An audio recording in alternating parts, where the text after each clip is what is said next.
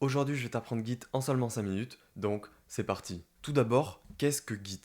En fait, Git va te permettre de versionner ton code.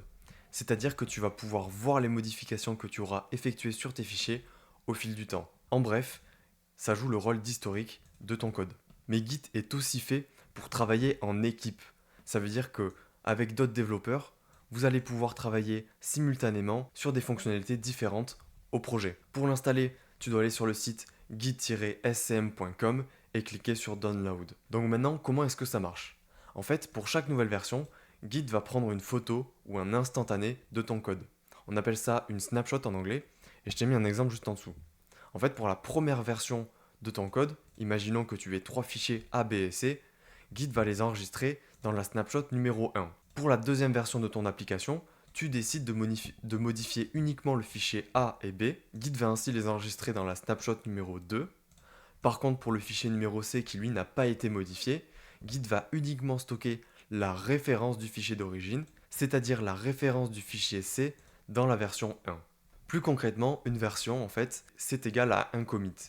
Et un commit, ça va juste te permettre d'enregistrer l'état actuel du projet. Donc en fait, ça va prendre une photo de ton code. Chaque commit pointe sur sa snapshot associée, et quand je dis pointer, c'est-à-dire que chaque commit va contenir l'emplacement mémoire de la snapshot associée. Plus concrètement, une snapshot, ça va être un ensemble de tree object et de blob.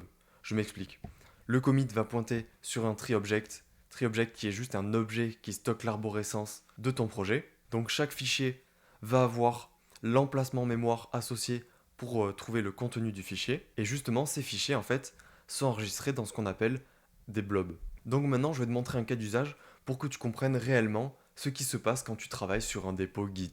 Tout d'abord, Git en fait va utiliser 4 zones pour ton code. La première zone est appelée le Working Directory.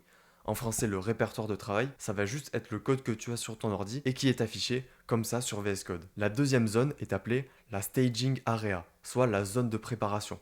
Elle va temporairement stocker l'information sur la prochaine version que tu veux faire, donc c'est-à-dire sur le prochain commit. La troisième zone est appelée le Local Repository, soit en français le dépôt local, qui va stocker les différentes versions, c'est-à-dire les commits, mais localement. Et enfin, la dernière zone, c'est le Remote Repository, soit le dépôt distant, qui va stocker lui les différentes versions de ton application, mais cette fois en ligne. Et il existe GitHub et GitLab pour faire ce genre de choses. Moi personnellement, j'utilise GitHub. Donc la première étape pour utiliser Git dans ton projet va être soit de cloner un dépôt distant, soit d'initialiser ton dépôt local. Pour cloner ton dépôt distant, tu vas vouloir utiliser la commande git clone suivie de l'URL. Et pour initialiser ton dépôt en local, tu vas vouloir utiliser git init. La deuxième étape est optionnelle et il s'agit de choisir la branche sur laquelle tu veux travailler. Une branche va jouer le rôle d'un espace isolé pour coder les fonctionnalités à ton application et tu peux choisir la branche en utilisant la commande git checkout suivie du nom de la branche. Pour créer une nouvelle branche, tu veux utiliser par contre git branch suivi du nom de la branche. Donc voici un petit schéma de comment est-ce qu'on peut représenter les branches et les commits. Maintenant, la troisième étape consiste à faire ce que Git appelle l'indexation.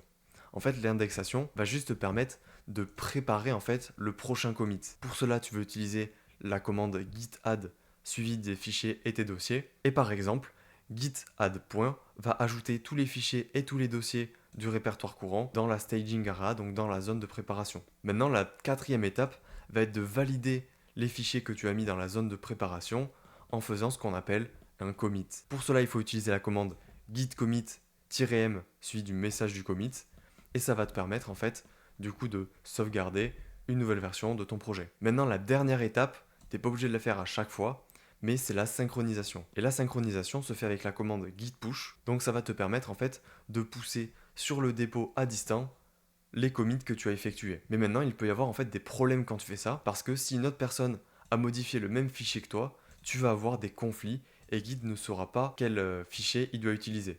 Est-ce qu'il doit utiliser ton fichier ou celui de l'autre? Et pour régler ce problème, tu vas devoir toi-même, à la main, décider de quelles sont les modifications que tu veux garder ou non entre les deux fichiers. Voilà, donc c'était Git en seulement 5 minutes. Je te mets un récapitulatif des commandes de base juste là. Maintenant, si en ce moment tu te sens perdu et que tu as besoin d'aide dans ton parcours de développeur web, je propose du coaching. Je vais en fait t'aider personnellement pendant 30 jours pour que tu progresses le plus rapidement possible. Donc si tu es intéressé, je te laisse cliquer sur le premier lien dans la description dès maintenant.